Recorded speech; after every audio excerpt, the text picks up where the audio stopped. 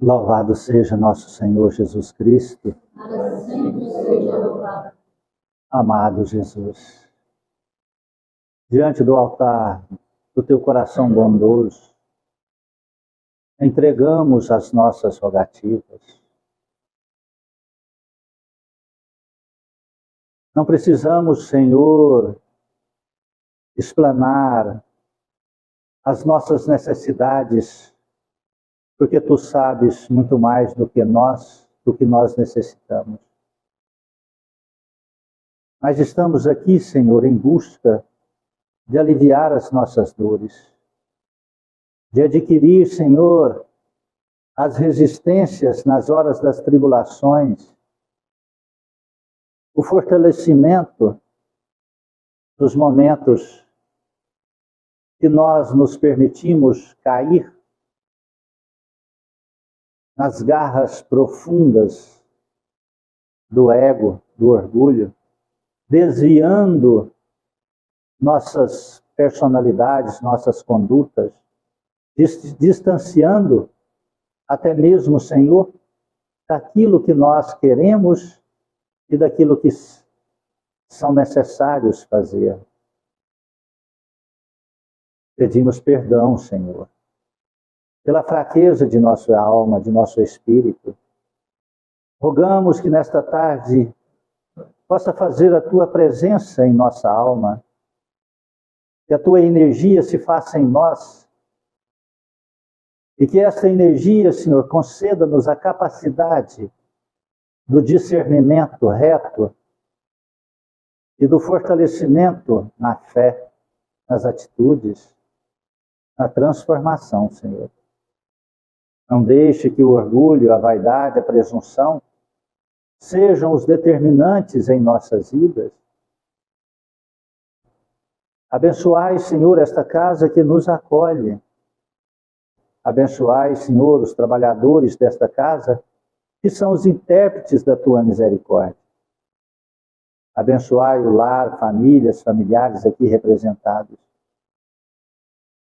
Abençoai aqueles que titulam algozes, inimigos, perseguidores, e que muitas vezes se ligam a nós pelas nossas próprias fraquezas, pois os chamamos através das nossas atitudes e das nossas vontades. Abençoe-os.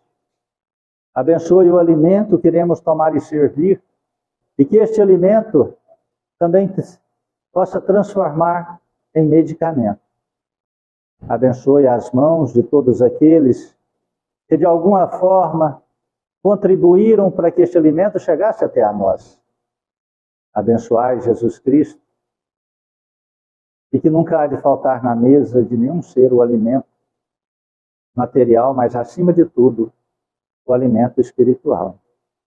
Abençoe este caderno de prece, os nomes que aqui se encontram, e sobre as luzes abençoadas da tua misericórdia, possa chegar em cada um esta força da tua energia de amor e bondade, transformando assim em coragem, para que possam buscar teus caminhos na religião que acreditarem, mas naquela que professar as tuas verdades de amor e de vida eterna.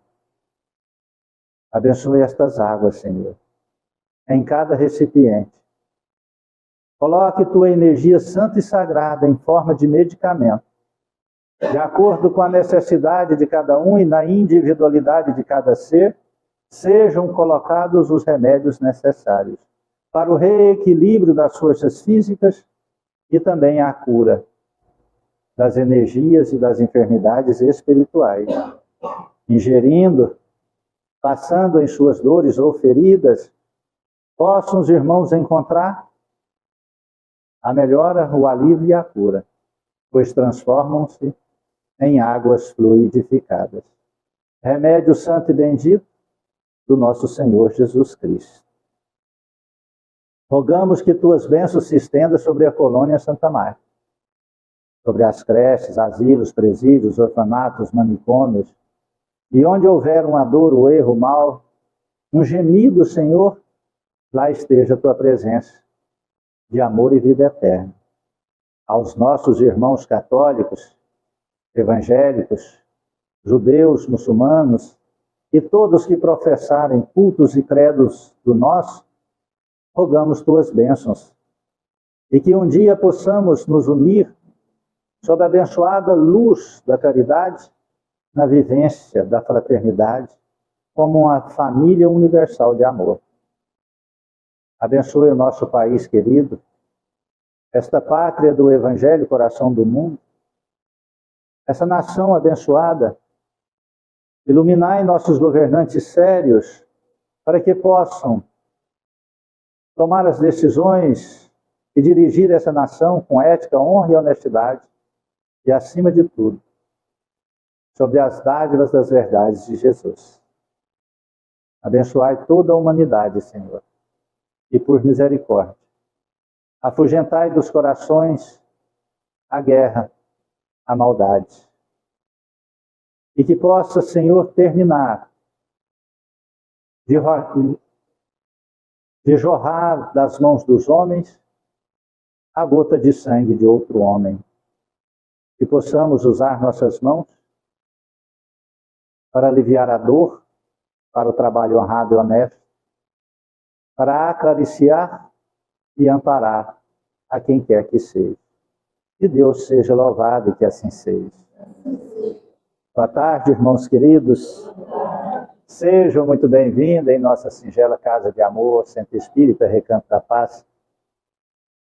E temos como única finalidade o caminho de Jesus, a evangelização espiritual.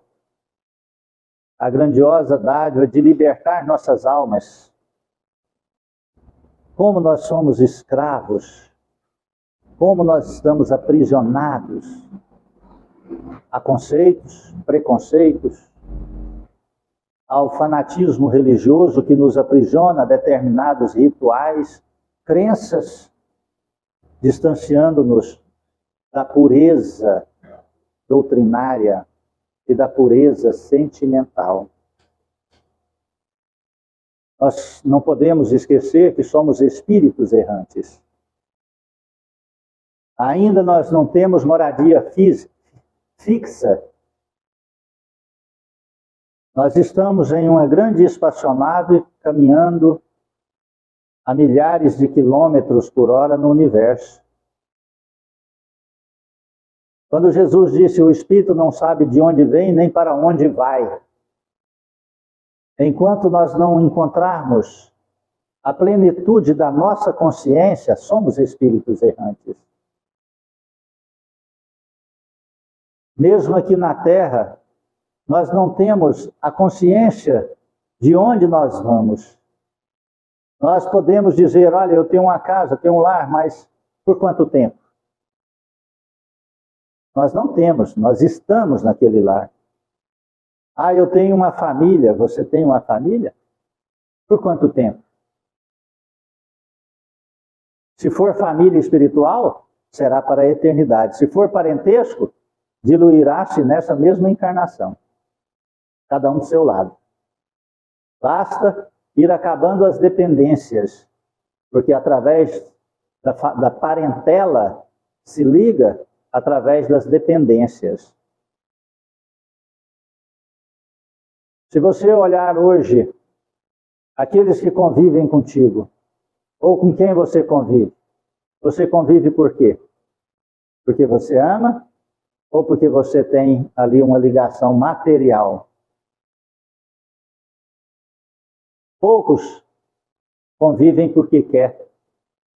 Porque se abrisse as portas das possibilidades, ele bateria as asas imediatamente, como um passarinho sai de uma gaiola.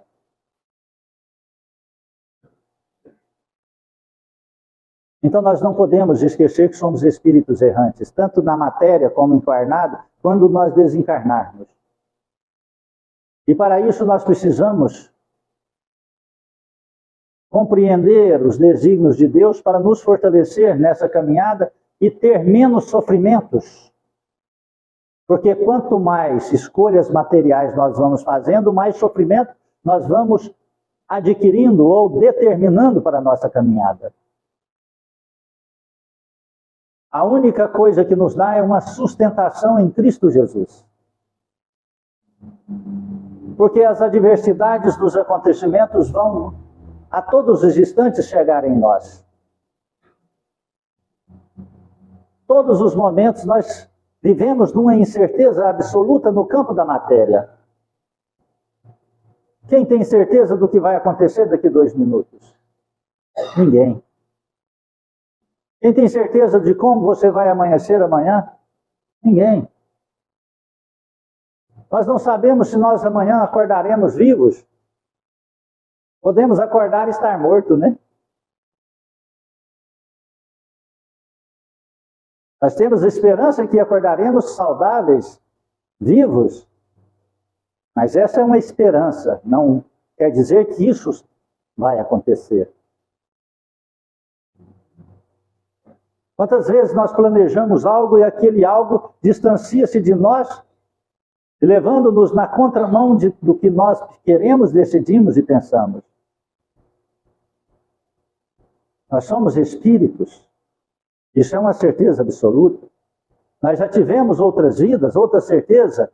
Nós estamos aqui na carne por enquanto. É uma certeza. Até quando? É uma incerteza.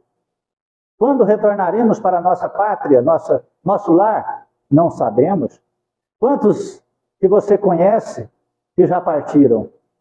Alguns fora de hora, sob a opinião nossa, né? Outros, sob a nossa opinião, demorou aí, né? Devia ter ido antes, né? Quantos? Uma multidão, não é?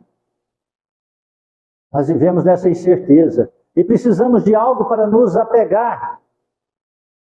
Precisamos de algo para nos sustentar. E quanto às questões da saúde? Mais incerteza ainda, principalmente depois da pandemia. Depois da pandemia veio uma incerteza absoluta. Porque antes, se nós temíamos só as condições físicas, hoje nós temos a incerteza das condições morais e espirituais. Os processos das síndromes, os pânicos, as angústias, as depressões, as ansiedades, os surtos que estão acontecendo, parece que cada dia chega mais próximo da nossa casa.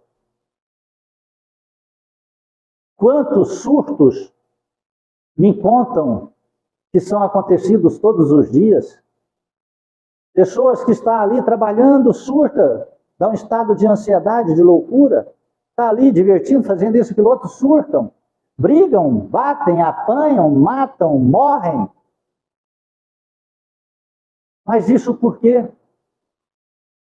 Porque a única certeza que nós temos, nós estamos desprezando. Quando vem o medo das enfermidades, nós buscamos e elegemos um Deus, o médico. O médico passa a ser o nosso Deus. E elegemos o filho direto do médico, nosso Senhor Jesus Cristo, como os medicamentos. Olha, não estou falando mal de nenhum médico, não estou falando mal de nenhum medicamento. Nós precisamos, mas eles não podem ser a prioridade para a segurança da nossa vida.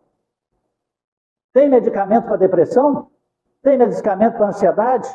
Tem medicamento que cura síndrome? Não tem. Tem o sossega-leão. Enfia ali um medicamento na veia ou debaixo da língua e você ali dá uma queda de queixo. São inibidores. Não são o medicamento que cura. Então precisamos ir mais além, atrás, buscar. Para isso precisa se confiar, querer, acima de tudo querer. Hoje nós vamos falar da fé. Mas não é a fé, essa fé de presunçosa, orgulhosa, interesseira, não. Vamos falar da fé real, da fé raciocinada, da fé verdadeira, da fé que questiona, que duvida, que busca, que transforma. Se perguntar, vocês perguntarem para mim, Geraldo, você tem fé? Eu falo, não tenho. Eu não tenho fé. Mas eu tenho obediência. Há 30 anos atrás, o Espírito falou, se você for por esse caminho, você cai. Eu olhei para ele, saí lá das trevas. Falei, se ele está lá nas trevas, falando que eu caio, por que eu vou nesse caminho? Melhor eu mudar. E a partir dali comecei a mudar a minha trajetória, meu caminho, minhas escolhas, meus hábitos, minha vida, minhas atitudes, porque senão eu já estava morto no Sepaigo ou no Batuíra. Eu acho que desses três o Batuíra seria o melhor, né? Nem eu estava tomando remédio controlado lá, babando nos outros. É? Não esqueça, nós somos espíritos eternos, você é um espírito eterno. Não adianta você querer saber o que você foi em outras encarnações. É até melhor a gente não saber. Mas é importante você saber qual que é a sua tendência atual. Quais que são suas tendências de hoje. E por que você está cedendo a algumas tendências que está fazendo você sofrer e que vai levar você a grandes abismos da dor e do sofrimento no amanhã. Ou você acredita que pode burlar as leis naturais do Criador e de Deus? Não pode. Nenhuma vírgula fica diferente da frase das Escrituras Sagradas de Deus em nossa vida, em nossa caminhada. No Livro dos Espíritos, quando fala-se do retorno à vida corporal, pergunta assim, podemos ter algumas revelações sobre nossas existências anteriores? Responde assim, nem sempre. Muitos sabem, entretanto, o que foram e o que fizeram. Se lhes fosse permitido dizê-lo abertamente, fariam singulares revelações sobre o passado. Não compensa nós sabermos da nossa vida passada, de outras encarnações. Certas pessoas creem ter uma vaga lembrança de um passado desconhecido, que se lhes apresenta como uma imagem fugidia de um sonho que se procura em vão reter. Essa ideia não é uma ilusão? Muitas pessoas às vezes têm aqueles sonhos, aquelas impressões, devaneios do que ele foi em vida passada, né? Está perguntando se isso é uma ilusão ou se é verdade. Ele falou, algumas vezes é real, mas frequentemente é uma ilusão, contra a qual é preciso se colocar em guarda, porque pode ser o efeito de uma imaginação superexcitada. Não é? Pode ser efeito de uma imaginação. Muitas vezes, nós temos uma impressão de que, quando encontramos com uma pessoa, que aquela pessoa é a nossa alma gêmea, né? 3 meses depois, nós vemos que ela é a nossa alma algemada, né? É uma alma que traz o chicote para nos... né? E ali fica marcado por muitas e muitos anos aquele encontro. Nós temos que ter muito cuidado com todos esses aspectos de achismo existencial. Não é? Esses achismos existenciais. Nas existências corporais de uma natureza mais elevada que a nossa, a lembrança das existências anteriores é mais precisa? Sim, à medida que o corpo é menos material, lembra-se melhor a lembrança do passado. É mais clara para aquele que habita os mundos de uma ordem superior. O dia que nós quando passarmos para o mundo regenerador, porque agora nós estamos em mundo de provas e expiações, nós vamos ter uma lembrança melhor do nosso passado existencial, de outras vidas. Né?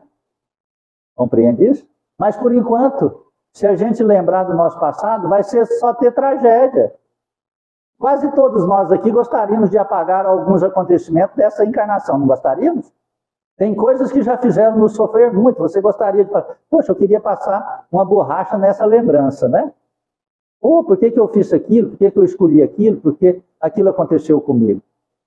Agora imagina em outras encarnações, quando nós éramos ainda mais animalescos, mais inferiores moralmente do que somos hoje. As tendências, a última perguntinha.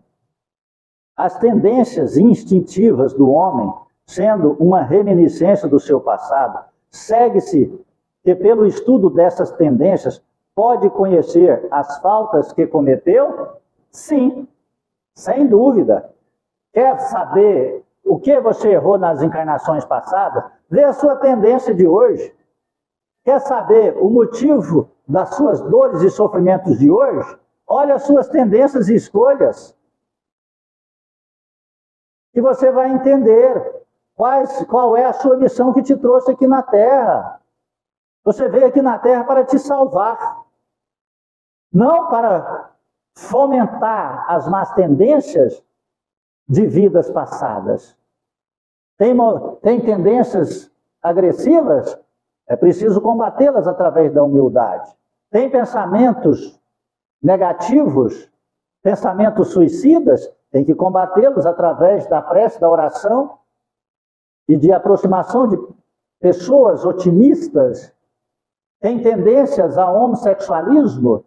Então tem que se fortalecer para não cair no erro, porque senão vai agredir seu próprio caminho no destino, no futuro, de dor e sofrimento. Tem tendências de ociosidade, de preguiça? Sabe que o universo inteiro está em movimento?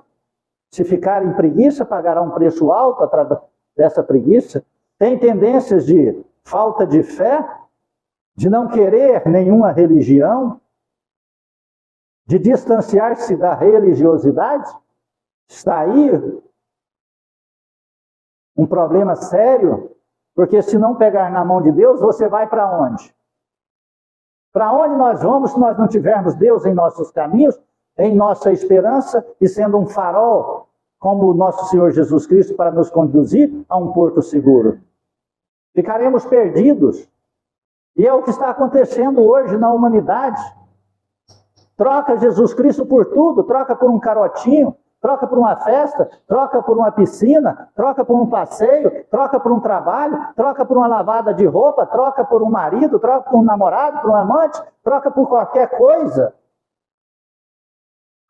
Hoje eu não posso, eu não vou hoje, eu não vou frequentar a igreja hoje, por causa de um homem, por causa de uma mulher, por causa de sexo, por causa de bebida, de droga, de churrasco, de tudo mais. Em que vai dar isso? Só dor e sofrimento.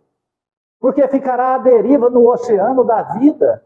Ficará como aquela embarcação no meio do oceano que não sabe para onde vai. O vento sopra, vai, a onda vem, traz, até bater em icebergs, até bater em ilhas, em pedras,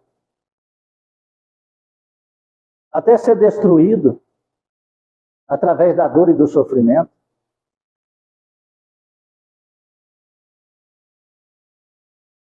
Sem dúvida, até um certo ponto, mas é preciso ter em conta o progresso que pode ter se operado no espírito e as resoluções que tomou no estado errante. A existência atual pode ser muito melhor do que a anterior, da precedente. Pode ser, não está falando que vai ser. Ela só vai ser melhor se nós fizermos dela escolhas melhores. Falando em escolhas melhores, nós vamos ver sobre a questão da fé. Veja só, a fé transporta montanhas, o poder da fé. Quando se dirigia ao povo, um homem se aproximou dele, já ajoelhou-se aos seus pés e disse: Senhor, tende piedade de meu filho que está lunático, sofre muito e frequentemente cai, ora no fogo, ora na água. Apresentei-o a vossos discípulos, mas não puderam curá-lo. E Jesus respondeu dizendo: ó raça incrédula e depravada, até quando vós sofrereis? Preste atenção nessa frase. Ó raça incrédula e depravada, até quando vós sofrereis? Veja só. Trazei-me até aqui essa criança. E Jesus, tendo ameaçado o demônio, fez que ele saísse da criança, que foi curada no mesmo instante. Então os discípulos vieram encontrar Jesus em particular e lhe disseram: por que nós mesmos não podemos tirar esse demônio? Jesus lhes respondeu: é por causa da vossa pouca fé. Pois eu vos digo em verdade que se tivesseis fé como um grão de mostarda, diríeis a esta montanha: transporta-te daqui até lá, e ela se transportaria, e nada vos seria impossível. Quando nós estamos falando da fé, que nada nos é impossível, nós estamos falando sobre a questão de ordem moral e espiritual. Não quero falar aqui da fé humana, a fé material. A fé que faz os grandes empreendimentos e as grandes conquistas materiais. Muitas pessoas acreditam que tem fé porque ele concretiza aquelas tarefas materiais em seus empreendimentos e até são muito bem-sucedidos. Mas não é sobre este aspecto que eu estou dizendo. Estou dizendo da fé para salvar a nossa individualidade. A fé que faz a transformação da nossa alma, do nosso espírito. A fé que suporta a dor e o sofrimento sem modificar a sua convicção religiosa. A fé que nosso Senhor Jesus Cristo nos demonstrou através do martírio que o fizeram sofrer. A fé de Chico Xavier, que com todos os empecilhos, ele caminhou sobre a luz de Jesus Cristo, deixando à humanidade um roteiro seguro a seguir através dessa grande doutrina dos Espíritos. A fé que transporta as montanhas, não da problemática material que nós, perseverantemente, podemos transportar. Não. A fé que transporta as montanhas de ordem moral. Quantos querem parar de beber e não param porque não quer? Eles precisam de parar, mas não quer parar. Quantos buscam um auxílio espiritual e vêm só no primeiro dia e depois não voltam mais? Por que não voltam? Porque não querem ser curados. Mas por que não querem ser curados? Porque se comprazem ainda naquilo que está fazendo mal a ele, mas que dá algum prazer. Não querem perder o prazer daquilo que moralmente pratica e está agredindo o seu corpo e seu espírito. Muitos querem ficar livres da dor, mas não querem erradicar a causa da dor. Porque erradicar a causa da dor seria fazer uma transformação em sua vida. Fazer uma mudança de hábitos. Fazer uma mudança de atitudes. Quando Jesus Cristo fala sobre a fé, é a fé da transformação de si mesmo. É a transformação de levar aqueles que rodeiam uma força descomunal para melhorar as questões familiares, afetivas, existenciais, mesmo que sofrendo as agressões e as ingratidões daqueles que o rodeiam.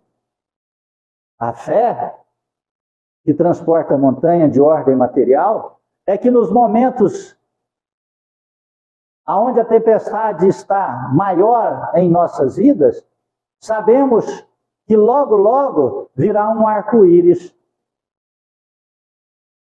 a nos coroar de bênçãos. Que toda tempestade passa. Mas que aquela tempestade não é culpa de ninguém, a não ser de si próprio, que escolheu caminhos errados e errôneos. Então, enxergar esta fé é para poucos. É para poucos porque a grande maioria daqueles que dizem que têm fé e até usam um livro sagrado na sua existência, não modificam uma vírgula em seus corações, em seus atos, em suas atitudes, sempre se justificando. Estes têm a fé orgulhosa, estes têm a fé egoísta, estes têm a fé fanática, estes têm a fé presunçosa, que é uma das piores formas de expressão da fé. A fé presunçosa, ela disse, eu não preciso ir em nenhuma religião. Eu já acredito em Deus, em Cristo, isso para mim já basta. Só que basta, por enquanto, porque ele não sabe o amanhã, porque ele não tem um porto seguro para onde vá, para onde caminhar. Porque você tem noção de entender como você estará daqui a 10 anos? Você quer saber? O que você está fazendo hoje? Quais são o fluxo do seu pensamento diário? Quais são os sentimentos e emoções que estão em seu coração? Quais são os vícios que te aprisionam, que dominam você, que têm poder sobre você? Alguns dizem, eu bebo um pouquinho só para relaxar. Perfeito, hoje e amanhã. E quem sabe qual é o pouquinho? E quem sabe o que é muito? Aonde está a balança desse equilíbrio de pouquinho e de muito diante de um veneno? Veneno é veneno. Pouco ou muito. A diferença é que muito mata na hora e pouco vai matando de pouco a pouco. Demora mais a morrer, né? Compreende isso? Então isso chama uma fé presunçosa. A fé presunçosa é aquele que faz um tratamento para melhorar a sua condição física, as suas dores físicas, mas não querem modificar a causa da dor. Não perdoa, não querem dividir, não ama, ainda transporta a sua vida através das asas do egoísmo, da agressividade, não querem ser contrariados, não quer fazer o bem ao próximo, querem que todos façam bem a ele, mas não faz nada ao próximo. Estes são os presunçosos e orgulhosos que buscam na religião os interesses para a sua vida material, mas não para o crescimento espiritual. Se lhe pedem ajuda, só ajuda se houver algum interesse, se houver trocas. Se a pessoa não merece, sob a sua opinião, ele não ajuda. Passa a transformar-se em julgador, ou muito mais do que Deus, porque Deus não nos julga, e ele julga a pessoa se ela merece ou não merece a sua ajuda, antes de ajudar. E se ajuda, faz que aquela tua ajuda seja humilhante para aquele que é ajudado. Muitos estão vivendo nessas condições egoístas de fé, de presunção, de orgulho. Sabe o que é ter fé? Ter fé é perseverar mesmo quando as coisas não estão dando certo. É compreender que quando nos falta as forças físicas, emocionais ou morais, nós temos alguém que confiamos que pode nos ajudar e vai ajudar. Isso chama fé. Lá pelos tempos idos de 1230, quando Francisco de Assis estava formando o seu grandioso apostolado franciscano, havia 7 freis que ali, naquela região de Porciúncula, já haviam recebido do mestre Francisco de Assis, que chamavam-o de Pai Francisco, as instruções. Passaram meses em instruções, orações. Eles haviam abandonado tudo na vida material. Riquezas, poder, família, lares, casas, patrimônios. E vestiram uma única túnica, vestido de saco de alimentos, amarrado na cintura, por uma corda feita pelas próprias mãos. Andavam descalços. Não tinha nenhuma pedra para colocar a cabeça, pedia emprestado para Deus, quando iam deitar, a pedra para servir de travesseiro. E aqueles 7 irmãos, um dia chegou ao Pai Francisco e disse: Pai Francisco, queremos levar essa mensagem de fé e esperança ao mundo. Se for da tua graça e da tua permissão, e por misericórdia de nosso Senhor Jesus Cristo, concedei-nos essa autorização. Mas se não for, aceitamos e aqui ficamos de acordo com a tua vontade e aquilo que nos mandar e desejar. Olha a obediência nascida da fé. Quem não é obediente não tem fé. Quem não é obediente tem orgulho, tem ego. Todo ser desobediente está repleto de orgulho e falta de fé. E o orgulho tem seus filhos, que é o egoísmo, né? E a vaidade e a presunção, e por aí vai. A família do orgulho é extensa. Francisco de Assis, com os olhos marejados de lágrimas de felicidade e já de saudade, disse a eles: meus filhinhos, não só autorizo, mas rogo a Jesus Cristo que os acompanhe. E eles disseram: Pai Francisco, dá-nos uma frase para que tenhamos força nos momentos difíceis. Ele disse, Pai Francisco disse: meus filhinhos, beijou um por um na testa, meus filhinhos, estarei sempre convosco. Basta orar, assim como nosso Senhor Jesus Cristo está conosco. Aqueles irmãos, exultantes de felicidade, deitaram naquela noite, esperançosos. No dia seguinte, levantaram de madrugada e foram. E caminharam, traçaram uma linha que iria pregar por toda a Itália, França, Holanda, Alemanha. E aí saíram. Dias, semanas, meses andando e pregando o Evangelho de nosso Senhor Jesus Cristo. O amor, a caridade, o desapego, a vida eterna e a humildade. Trabalhavam para sustentar as suas próprias forças. Poucos dias depois que eles saíram da Porciúncula, região onde Francisco de Assis estava, um bando de ladrões encontraram com eles e deram um couro em cada um, porque tentaram roubá-los, eles não tinham nada. Eles rasgaram suas já humildes vestes e bateram neles, dizendo: seus vagabundos vão trabalhar, porque a próxima vez que viermos roubar de vocês e não tiver nada, nós vos mataremos. Alguns deles abençoaram os ladrões, 2 deles ficaram com raiva dos ladrões, porque na cabeça deles eles queriam maltratar, bater e revidar os ladrões. O coração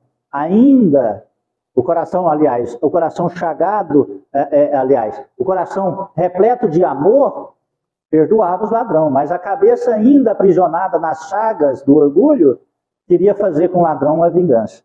Levou-se alguns dias para que aqueles 2, 3, que ali estavam com raiva e ódio dos ladrões, pudessem ficar livres e entender que era apenas uma dificuldade para prejudicar o evangelho que eles escolheram viver. E com o exemplo dos outros ao lado, eles foram contaminados por aquele amor de perdão e passaram a orar para os ladrões. Não sabiam o que faziam, não sabiam o que estavam cavando. Bater num grupo de cristãos, oh meu Deus, se bater em qualquer pessoa já é um crime, agora imagina nos cristãos. E assim passaram-se os dias, meses, e eles esqueceram dos ladrões e continuaram sua jornada. Um belo dia, uma tarde muito chuvosa, onde a tempestade caía muito forte sobre eles cansados, com fome, não tinham comido nada, tinham pregado nas cidades e nada ganhado para sustentar, viram um grande castelo abandonado e resolveram para lá se adentrarem, para descansar e proteger daquela tempestade. Quando eles chegaram na porta de entrada, viram que existia lá uma família que já habitava. Eles pediram licença. O pai de família, coberto por um manto sobre a cabeça, mandou a mulher e os filhos para outro cômodo, disseram: o que vocês querem? Com a voz sofrida, gutural, doída, eles disseram: olha, nós somos mensageiros do pai Francisco de Assis, que é o nosso Senhor Jesus Cristo redivivo, que faz a vontade de Cristo. Saímos para o mundo para levar a mensagem de Jesus Cristo. Aquele homem disse: vocês são muito bem-vindos. Eu já ouvi falar de Francisco, mas eu aconselho vocês a irem embora. Aqui não é um bom lugar para vocês. E eles disseram: mas por quê? Nós Nós não queremos nada. O Senhor disse, olha, eu não tenho nada para doar. Espaço, cômodos, nós temos muito. Porque este é um castelo abandonado e os donos deles nunca mais vêm aqui. Era um castelo de veraneio, onde a família passava, elas já não desistiram dele. E nós o apossamos tem muitos anos. Mas eu estou dizendo isso, e ele retirou aquele capuz, aquele manto sobre ele, e a lepra tinha comido metade do rosto, a mão só tinha 2 dedos. E ele disse, porque eu tenho uma doença contagiosa, eu, meus filhos e minha esposa, e é muito melhor para vocês irem embora, porque vocês podem se contagiar. Nós não podemos ir embora, porque se alguém nos ver na rua ou na cidade, nós somos mortos imediatamente. Eu não importo com a morte, porque a morte seria um benefício para mim, que padeço dessa doença terrível, mas a morte minha seria terrível para minha mulher e meus filhos, que não têm condição de se cuidar e nem de sustentar, porque eles estão em piores condições do que eu. Eu ainda consigo prover o sustento deles e cuidar das feridas, com todas as minhas debilidades e enfermidades. Mas eu não me importo, eu aceito isso pela misericórdia divina. É uma dádiva dos céus que está me dando a condição de cuidar de meus filhos e da minha esposa. Mas como vocês são religiosos e cristãos, se vocês quiserem ficar, fica à vontade. O que nós temos, nós dividimos com vocês. E gostaria, se for da permissão de Jesus Cristo e pela vontade de vocês, que quando puderem, façam uma prece por nós, que padecemos dessa doença terrível, ao menos para nos dar alguma força, ao menos para me dar alguma força, para que eu possa cuidar dos meus filhos e da minha esposa. E se a misericórdia divina concedesse um raio de luz para aliviar a dor, eu pediria que fosse para meus filhos, não para mim, disse aquele homem chagado com a lepra. 2 daqueles 7 começaram a virar as costas e ir embora. Os 5 aproximaram dos leprosos e disseram, nós vamos ficar. E se o Senhor nos permitir, nós vamos cuidar do Senhor. Hoje, nós vamos deitar, faremos uma prece deitar, porque estamos muito cansados e com fome. O homem disse, eu tenho um pouquinho de alimento que ainda dá para todos nós. E os 2 que iam embora, vendo a fé dos 5 que ficaram, dos franciscanos, retornaram, envergonhados. Porque ainda a fé deles eram vacilantes. Eles temiam ser contaminados pela lepra, mas não estavam temendo estar contaminados pelo orgulho, pelo egoísmo, pela presunção, porque eles saíram no mundo para pegar a palavra e o exemplo de Jesus Cristo. E eles, envergonhados, pediram perdão e lá ficaram. Fizeram uma prece e todos se acomodaram no chão e dormiram. No outro dia levantaram de manhã os 7 repletos de alegria, fizeram as suas devoções matinais com preces, orações, vigilâncias. Perguntou ao pai de família aonde poderiam adquirir alguma comida. O pai disse, tem um grande rio aqui próximo, e eu tenho as praias de pescas. E eles tinham uma grande habilidade em pescaria, para lá foram, e naquele dia pescaram um volume grandioso de peixes. Voltaram e fizeram um banquete, e limparam a casa, e limparam os móveis, e varreram, e cuidaram. E a família do homem ainda estava escondida. E o homem disse, depois, no final do dia, quando terminarem as suas orações, vigilâncias e as suas devoções, vocês podem, por misericórdia, orar por mim, por meus filhos, para mim, para que eu tenha força para cuidar deles. Para eles, se for da misericórdia, para que eles sejam aliviados da dor e do tormento, porque eles gritam a noite inteira de dor e sofrimento da lepra. Aquele que era o comandante daquele grupo, né, o Frei, disse: oraremos, nós gostaríamos de pedir que a tua família participasse junto a nós desta prece. E ele disse, o Senhor disse que assim seria feito. No final do dia, ele se reuniria naquele salão, sentado no chão, e orariam agradecendo a Jesus pelo dom da vida. Assim passaram o dia.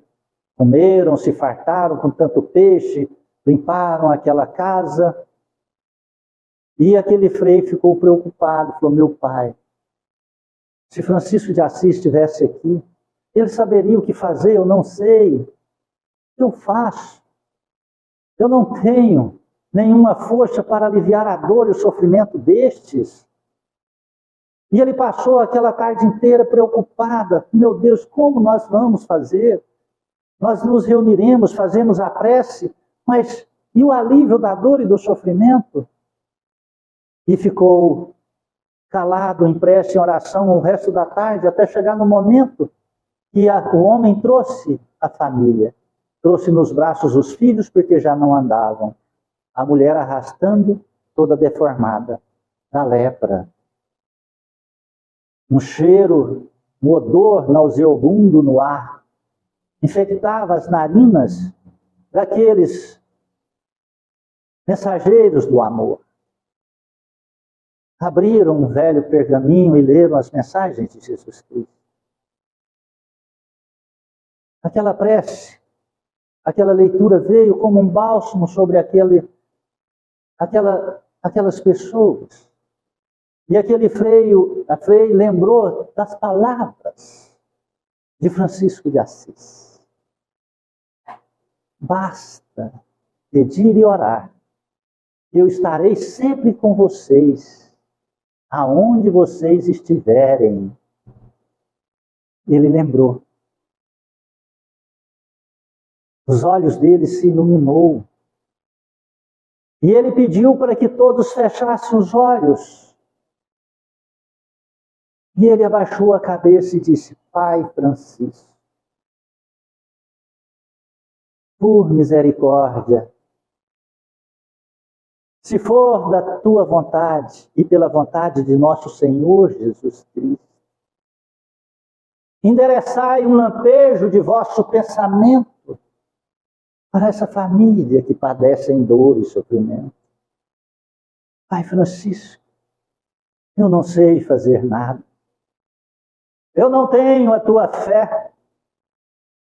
Eu vi teus milagres que curou leprosos, pessoas alucinadas. Por misericórdia, Pai Francisco, lance um pensamento, direcione um só sentimento neste momento para esta família. E ele ficou ali em prece, meio adormecido, lá na porciúncula. Francisco narrava as mensagens de Jesus Cristo. Sentiu algo estranho no ar. Sentiu um pensamento vindo acoplar-se em seu campo mental. E ele disse ao frei: ele está me chamando.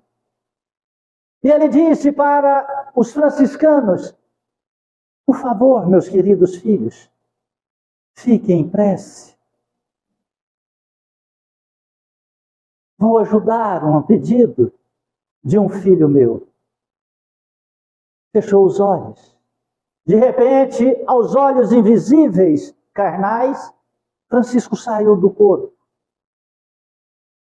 Duas mãos iluminadas retiraram ele do corpo e acompanharam ele num volitamento espiritual, como se estivesse voando no tempo e espaço, como se fosse uma andorinha conduzidas pelas mãos do Criador. E Francisco aportou-se naquele castelo abandonado pelos donos e habitados por aqueles sofridos e enfermos.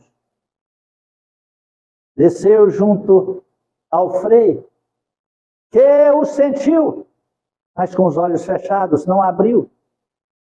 E Francisco de Assis aproximou-se daquela família. E uma voz disse a Francisco: Francisco, eu quero que os cure. Tu podes curá-lo. Cure-os. Francisco olhou para aquelas chagas, elevou-se em prece a nosso Senhor Jesus Cristo, pedindo por misericórdia que aliviasse a dor e o sofrimento daqueles que ali estavam nos processos avançados da hanseníase. Francisco disse: Jesus, por misericórdia, transporta essa enfermidade para meu corpo. Eu suporto. Eu aguento. Eu não sou digno de ser contaminado com a lepra, mas por misericórdia contamine-me. Mas não permita que esse pai sofra, que ele não consiga abastecer a sua família. Não permita que estes filhinhos em tão pequena idade, que nessa vida só conheceu dor e enfermidade, passem por essas tribulações. Por essa mãezinha devotada, que não abandonou seus filhos e nem largou seu marido, mas que está também contaminada. Junte toda essa enfermidade e coloque em mim, ó Jesus Cristo, por misericórdia. Uma luz intensa brilhou naquele grande salão. Imperceptíveis aos olhos humanos, mas perceptíveis àquele que tem fé e ora. E daqueles freis que estavam dormindo, começaram a exudar uma força embranquiçada, que nós conhecemos como ectoplasma. A energia curadora e transformadora e regeneradora dos elementos e da matéria. E aquela energia embranquiçada, alguns daqueles freis dormindo babavam, a baba branca saía pelos seus narizes, uma coisa viscosa embranquiçada. Era a manifestação mais materializada do ectoplasma. E foi em direção àquela família, ao pai, à mãe e aos filhinhos. E imediatamente todos dormiram, pararam de gemer, e a reconstituição carnal foi se operando, como se fosse um passe, um milagre sagrado de Jesus Cristo nos tempos idos. A lepra afugentou-se e sumiu. As mãos retornaram os dedos, a face retornou à sua forma original e primitiva. A mãezinha foi curada, os filhinhos restituídos à saúde. Francisco de Assis orou, chorou, abençoou e foi embora para teu corpo, porque ele fez o grandioso processo de bicorporidade, estar em dois lugares ao mesmo tempo. Retornou ao seu corpo e continuou a sua explanação que estava fazendo com os seus filhinhos chamados franciscanos. Retornando ao castelo abandonado, dormiram todos como se fossem anjos. Despertaram nas primeiras horas da manhã. O pai de família acordou primeiro, gritando e pulando. Quando ele olhou para seu corpo, não tinha mais nenhuma enfermidade, nenhuma lepra, nenhuma ferida e nenhum odor, porque no ar plasmava-se um perfume de flor. A presença de Francisco, o Frei, acordou e gritou: eu vi Francisco! Eu vi Francisco, esteve aqui em corpo espiritual. Eu vi Francisco. Todos acordaram, as crianças gritavam alegres. A mãezinha abraçava aquela família, abraçou os franciscanos. Todos oraram e choraram e ajoelharam agradecendo a Jesus Cristo pelo milagre da vida. Ficaram mais alguns dias os franciscanos. E a partir daquele dia, intitularam naquela casa o culto do Evangelho no lar. Os franciscanos O Frei disse a 2, fiquem com essa família o tempo que vocês quiserem, o tempo que forem preciso. E os 5 continuaram a sua jornada pregando o Evangelho de Jesus. Aqueles 2 institularam naquela mansão, naquela casa, o Evangelho de Cristo, que se transformou numa grande igreja cristã, com o milagre da fé, do amor, de acreditar, não em suas próprias forças, mas na força daquele que pode nos sustentar. Isso chama fé. Isso chama crer.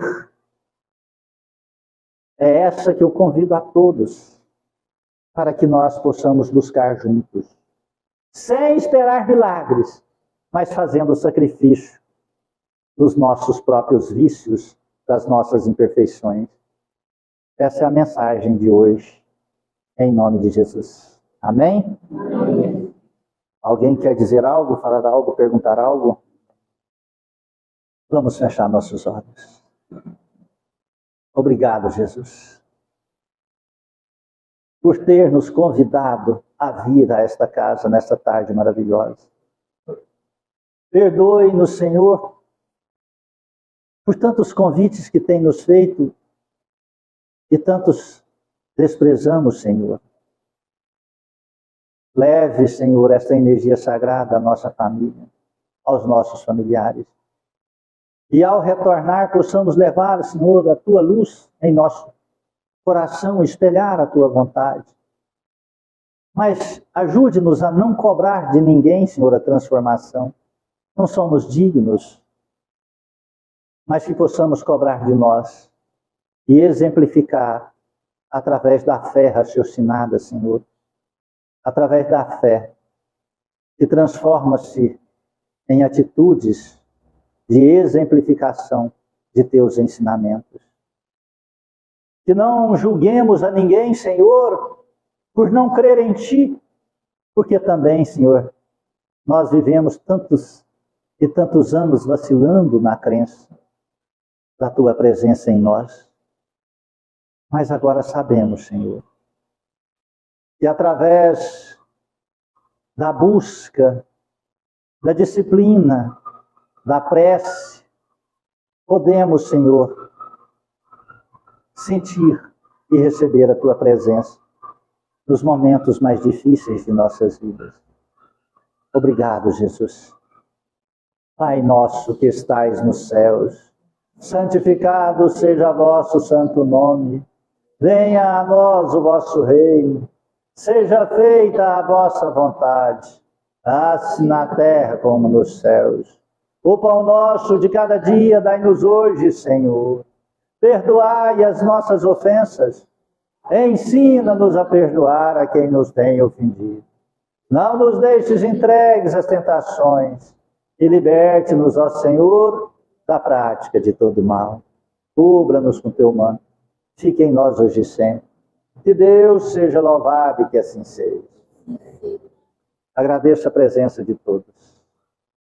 Rogo a nosso Senhor Jesus Cristo que possa acompanhá-los de retorno aos vossos lares. Peço perdão se alguma palavra possa ter ofendido ou machucado seu coração.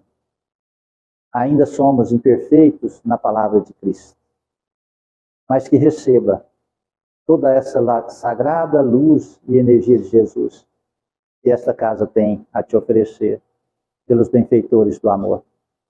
Fiquem na paz de Cristo Jesus.